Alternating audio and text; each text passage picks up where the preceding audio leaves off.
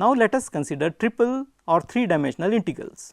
Unfortunately, unlike 1D and 2D integrals, it is not possible to give a geometric interpretation to 3D integrals. For that, we will need to draw figures in 4 dimensions, and that is impossible.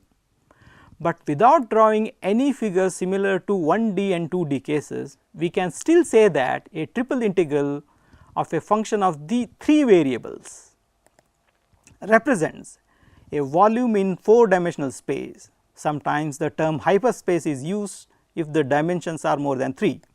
Extending the definitions of 1D and 2D integrals to 3D is quite straightforward.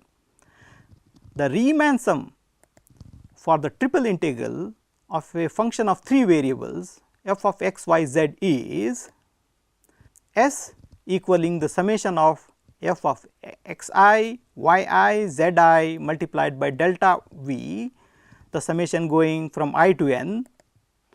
In this case, the domain of integration is a bounded volume V. The bounding surface, some surface gamma in 3D space. This surface can be specified by equation relating x, y and z, satisfied by all the points lying on the surface. For example, if the bounded volume is a sphere of radius a centered on origin, the bounding surface is x square plus y square plus z square equaling a square. In equation 8, delta V I is an element of volume surrounding a point x I, y I, z I lying within the domain of integration, and the value is f of x I, y I, z I of the function at that point. The sum is over n such points.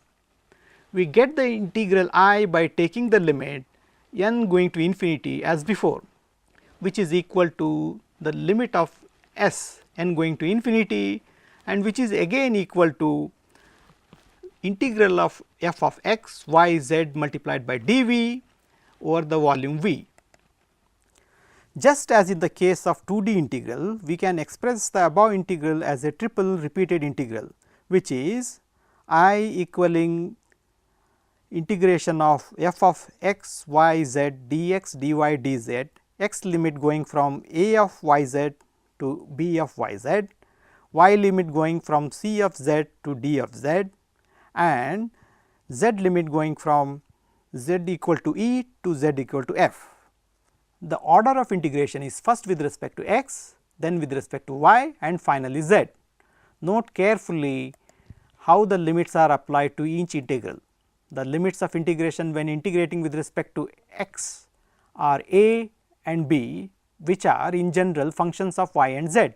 During the integration with respect to y, the limits are c and d, which are functions of z, and finally, for integration with respect to z, the limits e and f are some constants. We can change the order of integration, but then we should also apply limits accordingly. For example, if we reverse the order of integration, that is with respect to z and y and x, we have I is equal to f of x, y, z dz, dy, dx, z limit going from e of x y to f of x y limit going from c of x to d of x, and x limit going from a to b.